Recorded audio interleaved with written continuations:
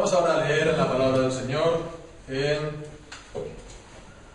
Primera de Juan, capítulo 4, versículo 11 al 16. Antes de leerlo, solamente, aunque estaremos orando también al finalizar el culto, ¿verdad? Sabemos la situación del hermano de Mónica, Carlos, que mañana lo operan, ¿verdad? Bueno, ya de esto lo quería comentar para después, de una manera especial, después del mensaje, antes de pedirnos estemos orando por ello. Ya hablaremos de esto después. Ahora vamos decíamos, a leer en la palabra de Dios, Primera de Juan, capítulo 4, versículos del 11 al 16. Continuamos entonces con nuestra lectura de la palabra de Dios en este libro de la Biblia. Bien, pues Primera de Juan, capítulo 4, versículo 11, dice así: Amados, si Dios nos ha amado así, debemos también nosotros amarnos unos a otros. Nadie ha visto jamás a Dios. Si nos amamos unos a otros, Dios permanece en nosotros y su amor se ha perfeccionado en nosotros. En esto conocemos que permanecemos en Él y Él en nosotros, en que nos ha dado de su Espíritu. Y nosotros hemos visto y testificamos que el Padre ha enviado al Hijo, el Salvador del mundo. Todo aquel que confiese que Jesús es el Hijo de Dios, Dios permanece en Él y Él en Dios. Y nosotros hemos conocido y creído el amor que Dios tiene para con nosotros. Dios es amor. Y el que permanece en amor, permanece en Dios y Dios en Él. Amén. El Señor bendiga su santa palabra. Cuando uno se casa por amor, pero bueno, en general, cuando uno se casa, ¿no? Es así con todos, entonces ocurre una cosa que muchas veces no solemos prestar la debida atención, que es que al casarnos, no tan solo nos casamos con la otra persona, sino que también de alguna manera nos estamos casando con su familia. Nos estamos casando con su familia. Por supuesto, es una manera de decir, porque claro, nos casamos y nos vamos a vivir con nuestra mujer, con nuestro marido, en un lugar distinto, pero entonces en realidad solamente estamos casados con nuestro marido, con nuestra mujer, pero sí que llegamos a formar parte nosotros como miembros de una familia que no es nuestra familia, no es nuestra familia de sangre, ¿verdad? Y lo hacemos pues como si fuéramos sus hijos, ¿no? Y ellos por lo tanto pasan a ser también como si fueran nuestros padres, con lo cual vemos, si queremos a nuestro marido o a nuestra mujer, pues también hemos de querer a su familia, ¿no? Por la parte que le toca a ella, porque es la familia de nuestro marido y nuestra mujer a quien queremos. Entonces también hemos de nosotros amarlos a ellos. Bien, algo parecido es lo que nos encontramos aquí en Primera de Juan y particularmente en este pasaje, porque se está enseñando una y otra vez que hemos recibido el amor de Dios. Hemos recibido el amor de Dios. Como veíamos el último pasaje, veíamos las características del amor de Dios. Bueno, nosotros también entonces amamos de retorno, ¿no? Como respuesta a Dios. No es que nuestro amor sea primero, es Dios quien nos ama a nosotros primero. Y eso pues hace que nosotros también lo podamos amar. Como vemos aquí también en el versículo 19 dice: nosotros lo amamos a Él porque Él nos amó primero. Bien, pues si hemos recibido ese amor de Dios y nosotros amamos a Dios, entonces nosotros también debemos amarnos unos a otros, ¿verdad? ¿Por qué? Porque los demás creyentes son también la familia de Dios. Los demás creyentes son también los hijos de Dios. Entonces, como amamos a Dios, hemos de amar también a sus hijos, hemos de amar también a su familia. Bien, pues el apóstol Juan está hablando aquí acerca de este deber del amor fraternal. Este deber del amor fraternal que vemos aquí en el versículo 11, en el versículo dice: si Dios nos ha amado así, debemos también nosotros amarnos unos a otros. ¿No? Está hablando aquí del debemos. Hay una obligación, ¿no? Hay un deber del amor fraternal. Pero aprendemos mucho del apóstol Juan. ¿Por qué? Porque ¿cómo presenta él, el apóstol Juan, este deber? Pues en vez de centrarse él en nosotros, es decir, estar hablando de una manera antropocéntrica, ¿no? Es decir, movernos y dar razones basadas en nosotros, de cómo solo lo tenemos que hacer, vemos que se está centrando en Dios. Está dando, pues, digamos, dando razones teocéntricas, centrándose en Dios.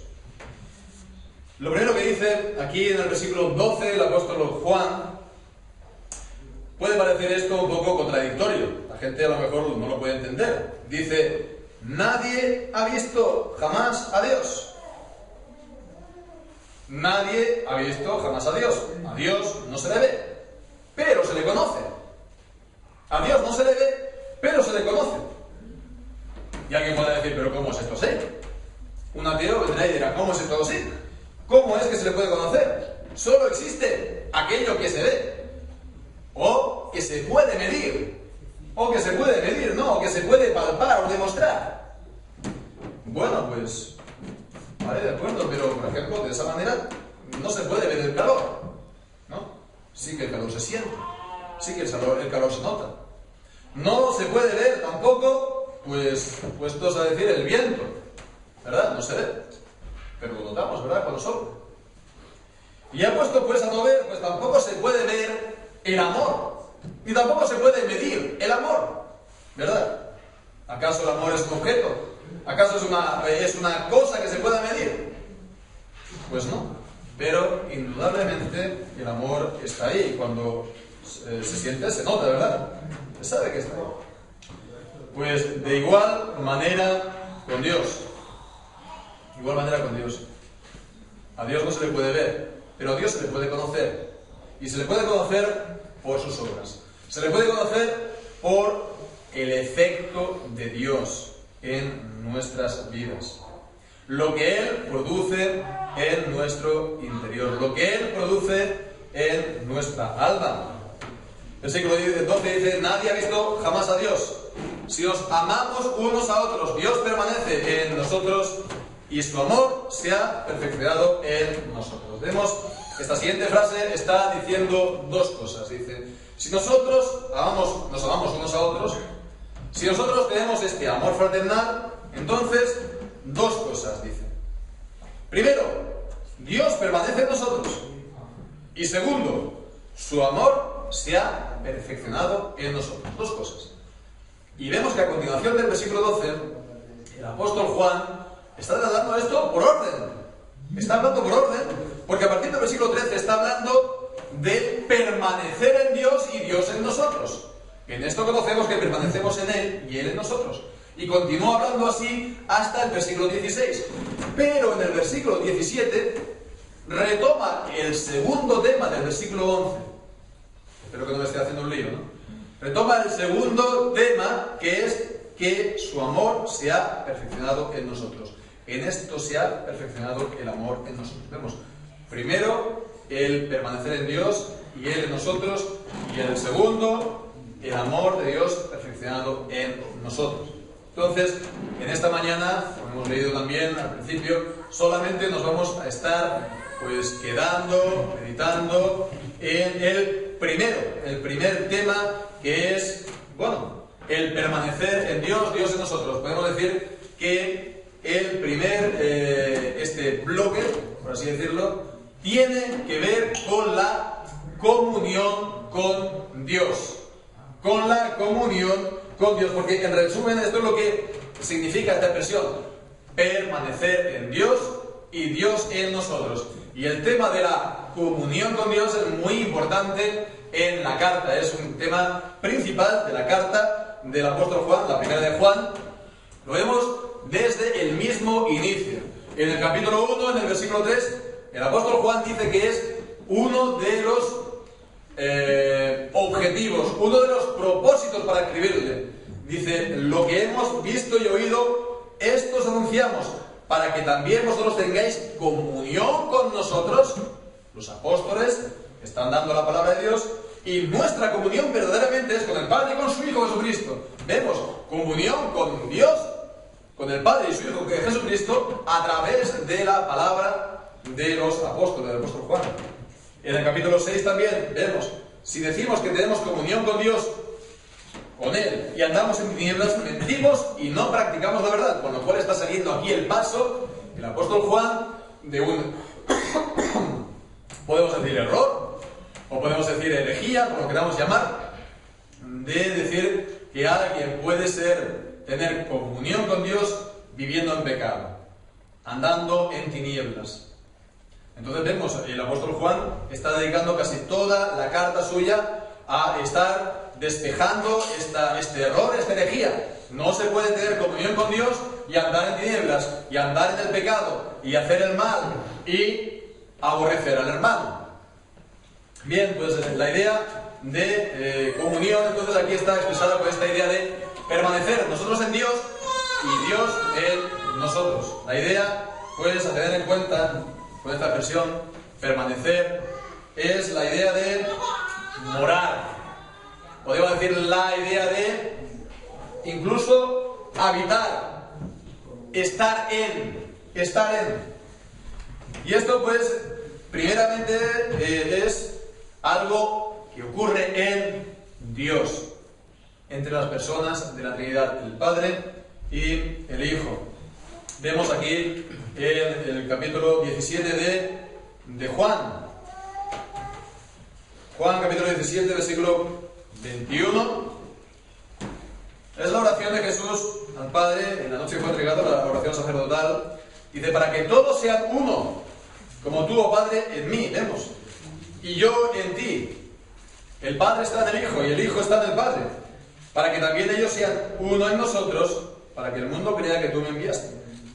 Y dice el versículo 23, yo en ellos y tú en mí, para que sean perfectos en unidad, para que el mundo conozca que tú me enviaste y que los has amado a ellos como también a mí me has amado. Entonces vemos, Cristo mora y permanece en los creyentes. Los creyentes permanecen y moran en Cristo. Y al morar Cristo en los creyentes, Dios, el Padre, mora también en los creyentes. Esto es una gran prueba también acerca de la Trinidad. Aunque, por supuesto, pues es algo a tener también en cuenta con los testigos de Jehová, ¿no? Los testigos, tenemos la oportunidad de hablar con ellos, que bueno, a veces uno nunca sabe, porque uno dice, bueno, pues podemos aprovechar para dar testimonio y hablarles, ¿no? Y es cierto, pero por otra parte, bueno, hasta el momento no he visto yo, ellos vienen pues con las ideas muy claras y muy preparados, y sobre todo no en fin, a dar su brazo a torcer. En todo caso, digo esto porque no es de extrañar que incluso se refieren a este pasaje. Nosotros incluso tuvimos la oportunidad muy recientemente, ¿no?, de hablar con uno, y precisamente citó este pasaje. Este es el pasaje con versículos de Juan 17. Para decir, bueno, sí, el Padre dice que mora en el Hijo, y el Hijo dice que mora en el Padre, para que sean uno, ¿no? Pero después también dice que ellos se amen, ¿no?, unos a otros, ¿verdad? Y que ellos sean uno. Entonces, ¿qué? Dicen ellos, los testigos de Jehová. Entonces, ¿qué? ¿Acaso entonces ellos van a convertirse en una sola persona? ¿No? Vemos, ellos siempre juegan así un poco, hablan de esa manera, ¿no? Un poco a pillar, ¿no? A querer un poco, pues, un poco desconcertarte con estas cosas, ¿no? Pero en el fondo, esto es una falacia, en el sentido de que, claro, el Padre y el Hijo no son la misma persona. No son la misma persona. No, son el mismo Dios, pero no son la misma persona. Entonces son perfectos en unidad. Pero el Padre es el Padre y el Hijo es el Hijo. Entonces, de la misma manera, los creyentes, en esa comunión fraternal, la comunión fraternal, entonces no somos una sola persona. No nos convertimos en una sola persona, cada uno sigue siendo cada cual, ¿no? Pero sí que es una unión tan real en el Espíritu, una comunión tan real por el Espíritu Santo que mora en cada uno de ellos, que la palabra de Dios utiliza esta expresión para hablar de esa comunión, que somos el cuerpo de Cristo. El cuerpo de Cristo, una unidad, el cuerpo de Cristo y Cristo la cabeza de ese cuerpo. Así pues, vemos que esta morada en Dios, esta morada de Dios en nosotros, también pues tiene esa relación con la morada, con la unión del Padre en el Hijo y del Hijo en el Padre. Volviendo aquí a 1 de Juan, dice en el versículo 13: en esto conocemos que permanecemos en Él y Él en nosotros, en que nos ha dado el Espíritu. Una y otra vez también el apóstol Juan en su carta está repitiendo esto: en esto conocemos, en esto sabemos. Vemos que él tenía ese interés, no, que los creyentes sepan, que los creyentes conozcan, que tengan una fe pues consciente, que tengan una fe consciente, que no sea una fe ciega, que no sea una fe, como utiliza la palabra, la expresión la Iglesia de Roma, implícita. ¿Implícita qué significa? Bueno, pues a lo mejor creer las cosas por adelantado antes que de saberlas, ¿no? O una fe, la fe del carbonero también, ¿qué es? Bueno, ¿qué es lo que tú crees? Lo que cree la Iglesia, lo que ella dice. Yo digo que sí, amén a todo. No es esto. Está diciendo, en esto conocemos, en esto saber. Siempre tenemos que saber por la palabra de Dios. Entonces, de esto conocemos ¿qué? Pues dice este versículo que permanecemos en Él, en Dios, y Dios en nosotros. ¿En qué lo sabemos? En que Él nos ha dado de su Espíritu Santo. En que Él nos ha dado de su Espíritu Santo. El permanecer en Dios. Recordemos también lo que hemos visto en Juan capítulo 17. Cristo en nosotros. Y el Padre entonces también en nosotros. Como dice Efesios 1, estamos los creyentes en Cristo. Y Cristo permanece en nosotros. Y de esta manera el Padre en nosotros. Y el Espíritu Santo en nosotros. Pues te digo, pues todo esto, ¿cómo sabemos que permanece Dios en nosotros y nosotros en Dios? Pues dice, porque nos ha dado de su Espíritu. Esta expresión significa lo mismo que decir que nos ha dado su Espíritu. El Padre nos ha dado su Espíritu. Dios nos ha dado su Espíritu para que también more en nosotros. Entonces vemos la Trinidad morando en el creyente. Trinidad morando en el creyente por el Espíritu Santo.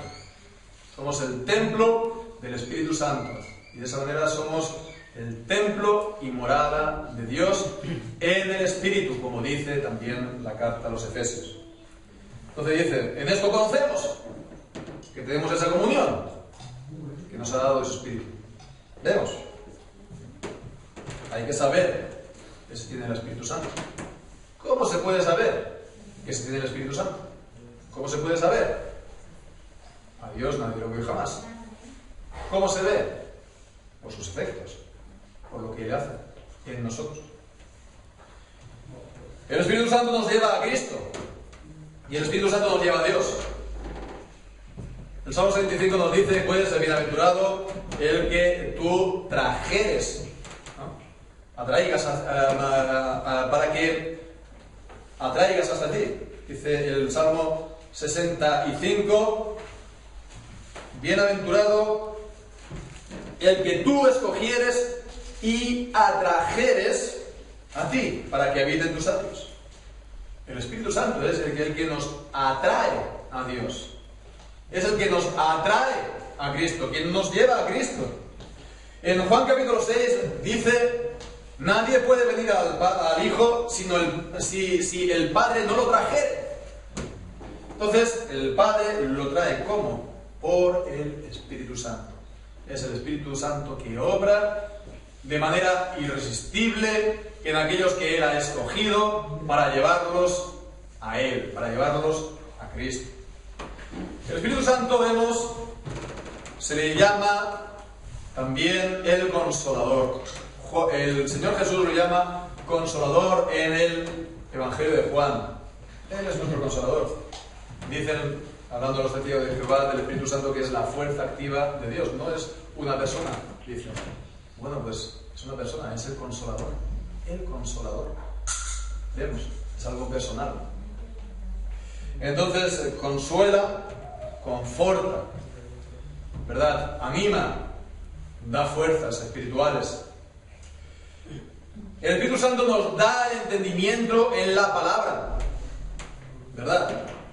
En el Evangelio de Juan también, el Señor Jesús dice a sus discípulos que el Paracleto, el Consolador, el Espíritu Santo, cuando venga, os guiará a toda verdad. Y las cosas de Dios a nosotros no son locura, en 1 Corintios capítulo 2. No las podemos entender por naturaleza. El Espíritu Santo es quien nos da el entendimiento de la palabra de Dios. El Espíritu Santo nos ayuda en nuestras oraciones.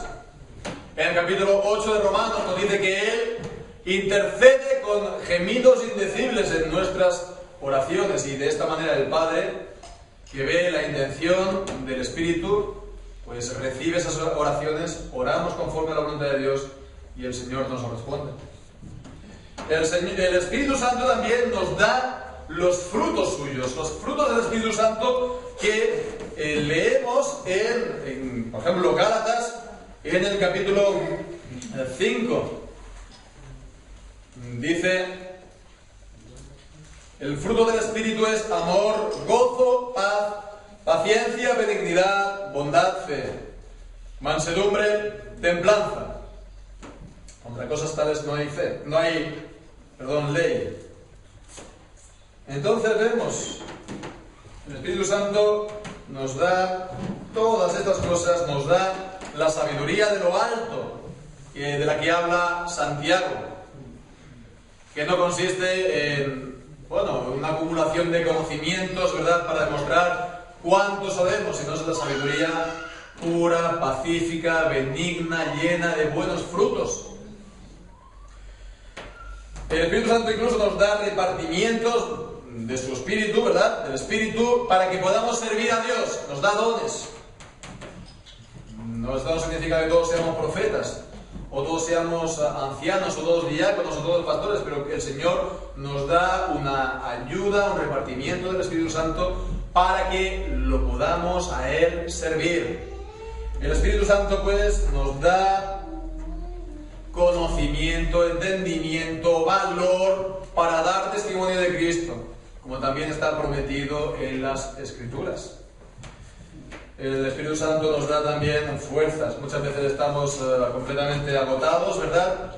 Y podemos experimentar la promesa en Isaías, que los que esperan en el Señor fuerzas tendrán, se levantarán como águilas y volarán. ¿Y eso cómo? Pues es el Señor que nos lo da por el Espíritu Santo. Entonces vemos, en esto conocemos que tenemos el Espíritu Santo, y en eso conocemos entonces que tenemos esa comunión con Dios, que Dios permanece en nosotros y nosotros en Dios.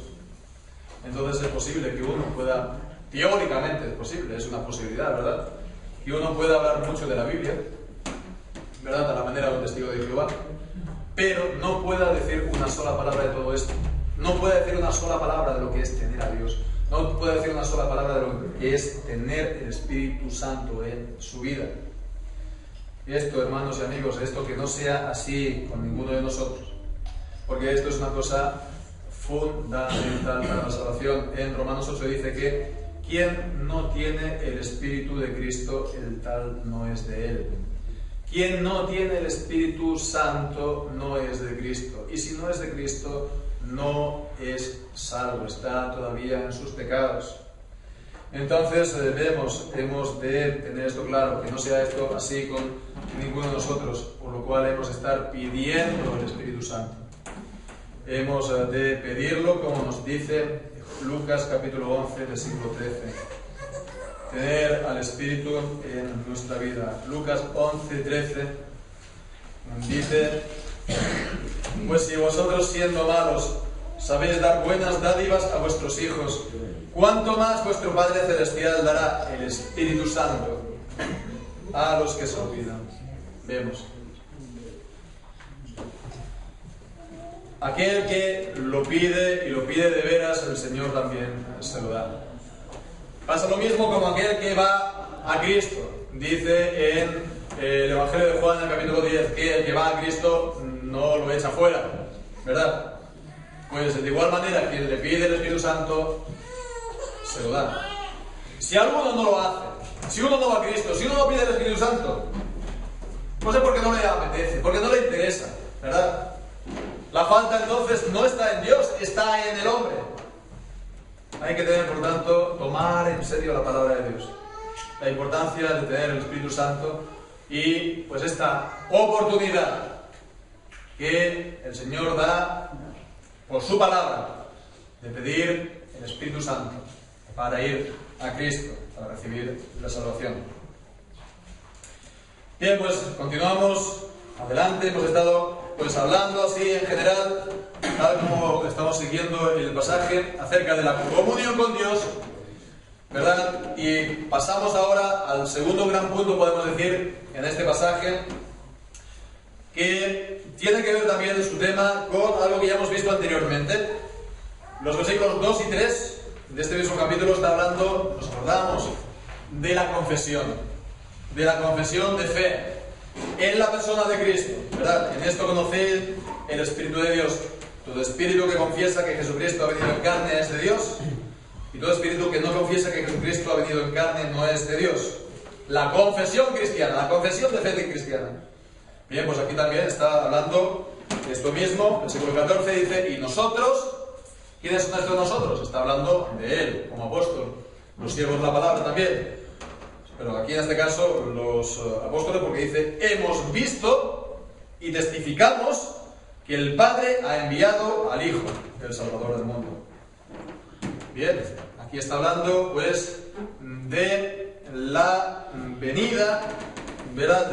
Bueno, en el versículo 2 y 3, está hablando de la venida de Jesucristo en carne, de su encarnación. Y aquí en el versículo 14 está hablando de lo mismo, ¿sí? Pero lo presenta diciendo que es el Padre que lo ha enviado. El Padre ha enviado al Hijo. El envío del Hijo por el Padre. Entonces, el Hijo, Jesucristo, vino enviado por el Padre. Estos son los planes de salvación de Dios. Está hablando del pacto de salvación, del pacto de la redención entre las personas de la Trinidad, desde antes de la fundación del mundo, como enseña también Juan, capítulo 17, podemos leer unos pocos versículos solamente de este capítulo. Ese pacto de la redención, ¿verdad? Cuando dice, el versículo 1, Padre, la hora ha llegado, glorifica a tu Hijo para que también tu Hijo te glorifique a ti, como le has dado potestad sobre toda carne, para que dé vida eterna a todos los que le diste. El Padre le dio al Hijo antes de venir, antes de nacer, antes de la fundación incluso del mundo, ¿verdad? Pues un pueblo. Y esta es la vida eterna, que te conozcan a ti, el único Dios verdadero, a Jesucristo, a quien has enviado. Y decimos, este es el acuerdo que tuvieron entre el Padre y el Hijo para efectuar la salvación de ese pueblo. Versículo 5. Ahora pues, Padre, glorifícame tú al lado tuyo, con aquella gloria que tuve contigo antes que el mundo fuese. La gloria, pues, del Dios eterno, ¿verdad?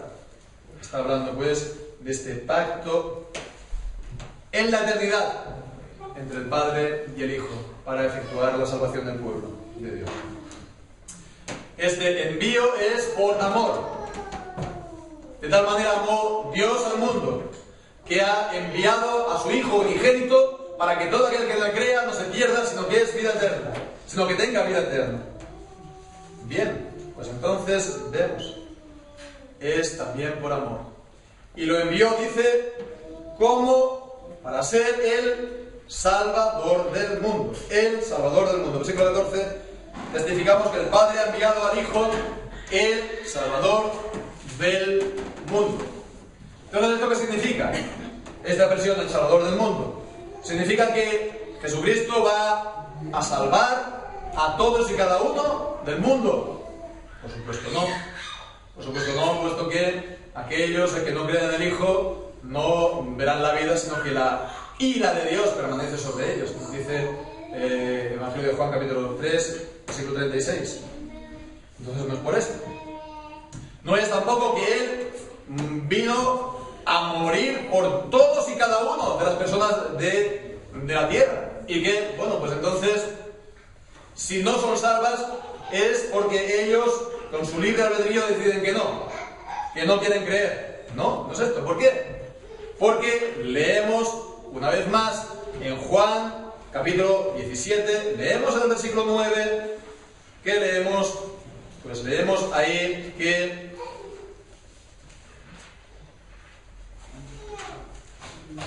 yo ruego por ellos, no ruego por el mundo, sino por los que me diste, porque tuyos son. Vemos que Él vino a hacer una salvación, sí, pero una salvación concreta, una salvación definida, para salvar a aquellos a que el Padre le dio desde antes de la fundación del mundo. Por ellos ora, no por el mundo. Entonces, bueno, no es en ese sentido de que Él entregara la vida por todos y cada uno. Sin embargo, aquí se le dice que es el Salvador del mundo. ¿Cuál es el sentido entonces? Pues está hablando primeramente de la dignidad de Jesucristo, de la dignidad del Hijo. Él es el Salvador del mundo. ¿Por qué? Porque no hay otro. No hay ningún otro nombre en el cual podamos ser salvos, sino solamente Jesucristo. Entonces Él es el único Salvador. Y Él es también el Salvador del mundo, porque en Él todos los hombres podrían llegar a ser salvos. Podrían llegar a ser salvos porque si no son salvos, no es porque el sacrificio de Jesucristo, digamos, no lo pudiera salvar. Que el sacrificio de Cristo, digamos, no fuera lo suficientemente grande como para salvarlo en sí mismo. Era absolutamente grande, infinito valor. La sangre preciosa de Jesucristo. Nos habla primero de Pedro. Preciosa, está hablando de su precio, de su valor. Entonces, no es porque, por así decirlo, la sangre pues no sea lo suficientemente cara o lo suficientemente valiosa, o que el mundo fuera más caro, ¿verdad?, que la muerte de Cristo. No, la muerte de Cristo en precio es mucho más cara que todo el mundo entero. Sin embargo, pues sabemos todos que no es así. No es así. Los demás no van a Cristo. Los demás no son lavados con la sangre de Cristo. No son perdonados, no son restaurados, no son salvados. ¿Por qué? Pues por dos razones. Primero, la que vemos aquí. Que ellos no quieren. Le hablas y no quieren. Le hablas y se dan media vuelta. E insisten, ¿verdad? No quieren hacerlo. Nadie los obliga. Es que su corazón es ese. No quieren hacerlo. Se deleitan en el pecado y aborrecen a Dios, desprecian el Evangelio. Eso es lo que uno ve. Esa es lo cercano, lo que vemos, pero después ya lo lejano sabemos que todo tiene pues su origen en Dios. No vienen, ¿por qué? Pues porque Dios también así lo decidió. Decidió que pasarlos por alto por sus pecados. Pasarlos por alto por sus pecados y pues entregarlos de esta manera al endurecimiento. Al endurecimiento pues, por el cual también se condenan. Así pues, vemos, esto es lo que encontramos en el versículo 14. En el versículo 15 está tratando más en concreto acerca de esta confesión, decimos. Todo aquel que confiese que Jesús es el Hijo de Dios, permanece en Él y Él en Dios. Podemos explicarlo así otra vez. Todo aquel que confiese que Jesús es el Hijo de Dios, tiene esta comunión con Dios. Tiene esta comunión. Dios permanece en Él y Él en Dios. Bien. Esta confesión, el que confiese que Jesús es el Hijo de Dios, ¿os acordamos? Es la que hizo también el apóstol Pedro. Mateo capítulo 16, ¿no? Podemos leer ahí también el versículo 16. Mateo 16. Allí leemos versículo 15. Jesús dijo: ¿vosotros quién decís que soy yo? Respondiendo Simón Pedro dijo: tú eres el Cristo, el Hijo del Dios viviente. Y vemos que para hacer esta confesión es necesario la revelación, la obra del Espíritu Santo. Dice a continuación Jesús: bienaventurado eres, Simón, hijo de Jonás, porque no te lo reveló carne ni sangre, sino mi Padre que está en los cielos. Bien, pues vemos todo aquel que confiese que Jesús es el Hijo de Dios, de lo cual Dios ya dio testimonio en la vida de Jesús. Cuando Jesús fue bautizado, se oyó la voz del Padre decir: este es mi Hijo amado, en quien tengo complacencia. Entonces vemos, era el Hijo de Dios. Y eso no es, como algunos lo entienden, que Dios lo adoptó en ese momento, que Jesús era un simple hombre y al ser bautizado Dios lo adoptó. No es así. Él ya lo era. Él era el Verbo. Él era el Hijo desde antes de la fundación del mundo. Él era el Hijo eterno. Y ya Dios envió al Hijo al mundo. Dios envió a su Hijo unigénito al mundo. Juan capítulo 3, versículo 16. Bien, pues esto en cuanto a la confesión. Y dice pues a continuación esta palabra que, bien, que quien confiesa esto permanece en Dios y Dios en él. Y decíamos, quien confiesa que Jesús es el Hijo de Dios tiene comunión con Dios, tiene esa comunión con Dios, tiene esa realidad en su vida. Permanece él en Dios y Dios en él. Hay esa comunión. Con lo cual vemos, en el fondo no se puede separar la fe de la palabra de Dios de la vida del creyente. Porque no se trata solamente de confesar esto de boca solamente. Si lo confesamos de boca y nuestro corazón no está ahí, no es esta confesión de la que está hablando aquí el apóstol. Se tiene que confesar de boca, claro, pero creyendo de corazón. Se tiene que confesar también de boca, de palabra, pero no tiene que ser confesarlo de boca y después negarlo con las obras. Se tiene que confesarlo de boca y confirmarlo eso también con nuestras propias obras, con nuestra vida. Entonces, uno tiene que ser confesar, sí, de boca y corazón, de palabra y obra. Y de esa manera somos confesores de Cristo. Estamos verdaderamente confesando a Cristo.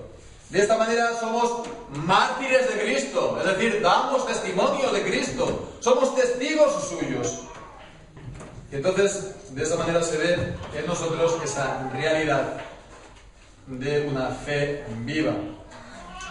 Bien, pues llegamos así entonces a esta conclusión que llega aquí el apóstol Juan en este versículo 16, que ya, por así decirlo, deja de tratar este tema de permanecer en Dios y Dios en nosotros, este tema de la comunión con Dios. Vemos aquí este versículo 16, podemos verlo como una especie de razonamiento del apóstol Pablo. Leemos, dice: nosotros hemos conocido y creído el amor que Dios tiene para con nosotros. Dios es amor, y el que permanece en amor permanece en Dios y Dios en él. Nosotros hemos conocido y creído. Nosotros hemos conocido y creído. ¿Conocer qué? El amor que Dios nos pide para con nosotros.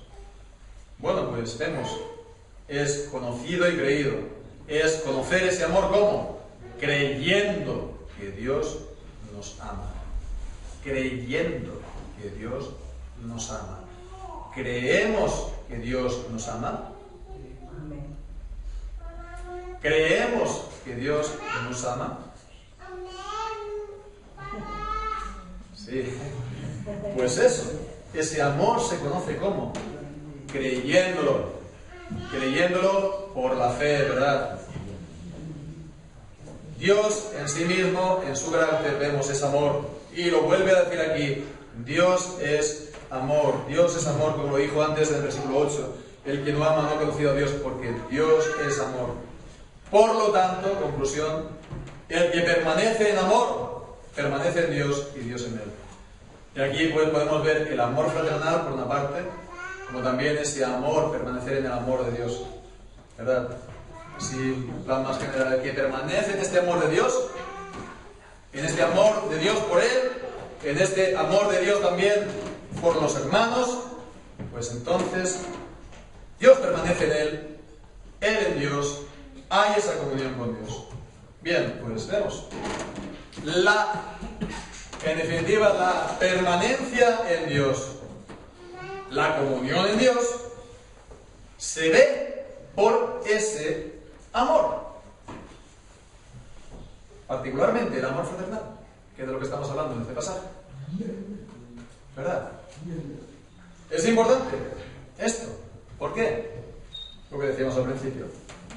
Estas cosas no se ven. Esta comunión no se ve. En principio no se ve.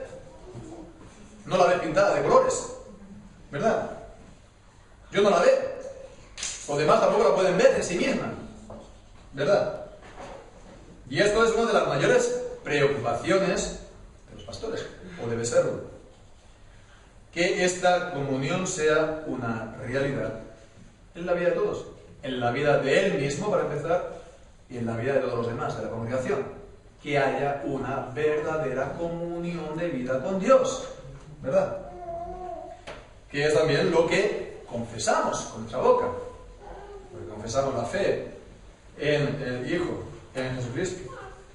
Es decir, esa preocupación de que cada miembro tenga una verdadera relación espiritual, una verdadera relación personal con el Señor, unido al Padre, al Hijo y al Espíritu Santo, ¿verdad? Unido a Cristo como el pámpano a la vid, y por lo tanto dando buenos frutos. El pastor no lo puede saber, no lo puede saber qué es lo que hace cada persona, ¿verdad? ¿Cuánto tiempo pasa con el Señor al día? ¿Cuánto tiempo pasa de lectura de la palabra? Meditando la palabra de Dios. O si esa lectura es provechosa o no, porque uno lo podría leer, pero leerla como si fuera un cuento de novelas. Uno no puede saber tampoco, pues, cuánto de oración hay en la vida de cada uno. O si a lo largo del día, pues, estamos pensando en el Señor, ¿o no? Particularmente en el día del Señor. ¿Cómo santificamos el día del Señor? Si lo aprovechamos el tiempo que tenemos más libre para tener más comunión con el Señor. Y bien, pues, a lo largo también de la semana, llevar a menudo nuestra vida, nuestro corazón a Cristo. Llevar nuestra vida, nuestro corazón a menudo a Dios, nuestros pensamientos a Él. A lo mejor estamos haciendo otras cosas y nos queremos acordar de Él y lo buscamos. Entonces no se puede ver, pero bueno, se puede ver por los efectos. Se puede ver por los efectos. Esta comunión con Dios se ve por el amor. Se ve por el amor que uno tiene por el Señor y por el amor que uno tiene por los hermanos. A veces se encuentra gente, ¿no?, que, bueno, pueden tener una fe muy ortodoxa, pero no hay esta muestra de amor. Al contrario, son personas duras, son personas con críticas, con ataques, con palabras. Y entonces, evidentemente, la pregunta es, ¿dónde está su piedad? ¿Dónde está su espiritualidad? ¿Dónde está, en definitiva, su comunión con Dios? Su comunión con Dios. ¿La tiene realmente esta comunión con Dios para ser así? Hermanos, que nunca se diga esto de ninguno de nosotros. Que nunca diga así, dice que es cristiano, pero fíjate qué duro que es. Fíjate sus palabras, fíjate qué implacable, qué despiadado. No, esto no se diga nunca de nosotros. Y que, por el contrario, se diga, fíjate estos, cuántos sean, son verdaderos cristianos, Dios está en ellos.